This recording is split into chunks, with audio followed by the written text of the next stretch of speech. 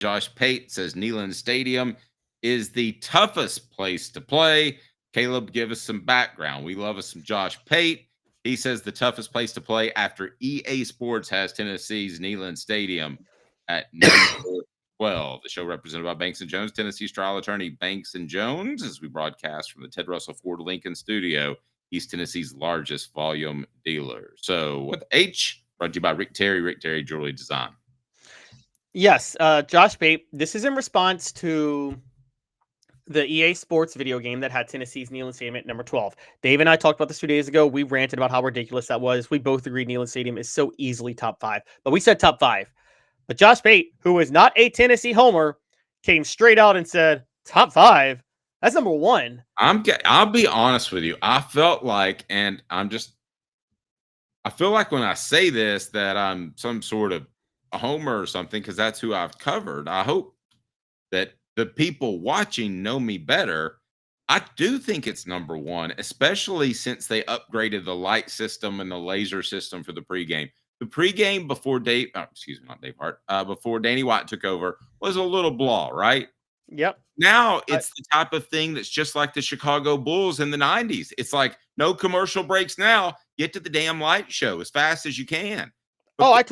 It's become a spectacle. I totally agree. And I'm going to play what Josh Pate said real quick because I think his explanation is spot on, by the way. So this is what Josh Pate said about Neyland Stadium. I got all the respect in the world for the folks at EA. To have Tennessee outside the top 10 of toughest places to play in college football is evidence of drug use. Not only is Tennessee top 10, Neyland Stadium is the toughest place to play in college football. Don't start with me. You can go argue with this wall over here. I've been there for the best of it. This right here is not footage that we ripped from a network. That is straight from the eye, Josh. I shot this myself. I've been there. I've been a part of it. Deafening. And also, there is the psychological factor of the fact that Rocky Top's the most annoying sound in the world to anyone who's not a Tennessee fan. So you practice with it all week, blaring on the loudspeakers, and everyone's drilling it into your head. You got to go beat Tennessee, or this is what you're going to hear. And it's great if you go beat them and shut them up. But if you don't, do you know what it's like to be trailing Tennessee? Tennessee takes the lead on you in the fourth quarter, and they're just blaring Rocky Top. You got 100,000+ people singing it at the top of their lungs. Psychologically, it does something to you because you convinced yourself all week, we ain't letting that happen. And then it starts to happen. I've never been in an avalanche before, but I imagine Tennessee taking the lead on you in the fourth quarter and Rocky Top blaring during one of the 9-minute commercial breaks you're going to take, depending on the network. That's what an avalanche of orange feels like. Bill Martin, avalanche of orange. Yep, referring to Bill Martin, Tennessee Sports Information Director. So I guess that Josh Pate is passing along avalanche of orange.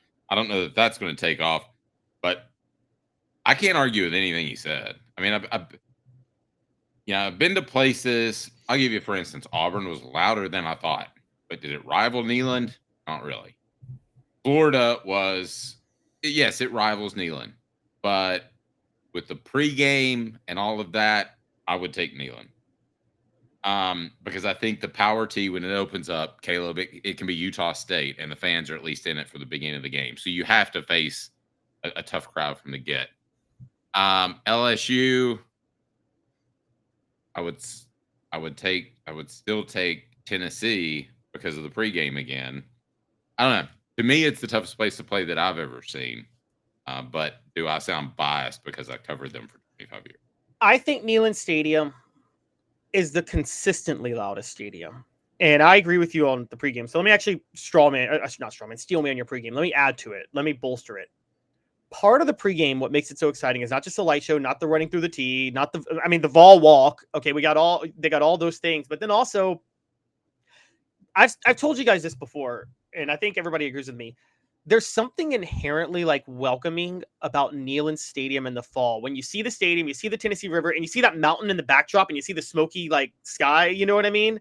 And you see the orange everywhere. That backdrop, as you're walking into the stadium, it is the greatest football backdrop you can ever witness. There is nothing better than that. Than when you see the stadium, the orange, the Tennessee River, the mountains in the background, and the fall weather that the orange totally complements perfectly.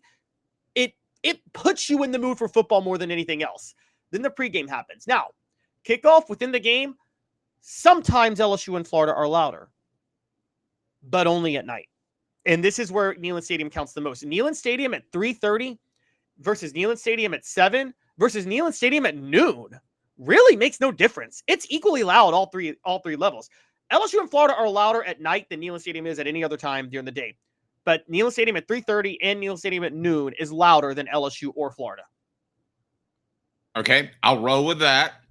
I do think, are you shortchanging Tennessee in a night game, a 7 o'clock game, because of the traditional thinking that Tennessee had older fans and they weren't as loud? Okay. No, it's still at night the third loudest. It's still a top 5 loud stadium at night. Okay.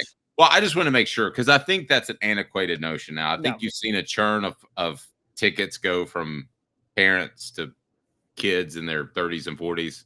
I mean, at least from what I hear and the fans that I see that go are starting to trend a little bit younger, because it was an older crowd during the 2000s. They were, I don't know if you remember that, but there was a lot of debate about people complaining that fans were standing up and cheering, and they would go to ushers and ushers would make them sit down. I didn't know that was a thing. That was a big deal. Like, so the younger fan that's in their early 30s, he's standing up, and the 75-year-old fan behind him saying, "Sit down, Sonny." Yes, it was a big deal. It was a big deal. So it's churning there. So just for the record, we discussed it yesterday. Josh Pate says Neyland number 1. I'm with him on that. I think the other two, it's a coin flip. I would actually say you could choose between the 3, and that's Neyland, Swamp, and Tiger Stadium. I mean, to me, those are the 3. Pull one out of a hat. It doesn't matter where you play. That's and I'll throw from Big Ten country just to a Big Ten country. I've heard a lot about Beaver Stadium, and I've heard a lot about Camp Randall in Wisconsin. Haven't been there, but I hear those are really, really, really loud stadiums. So I'll throw those in there too. But yeah, okay, do this. Can you put this in the poll question? What did you think of third down for what? Loved it, hated it more than communism, because that was me by the end of that.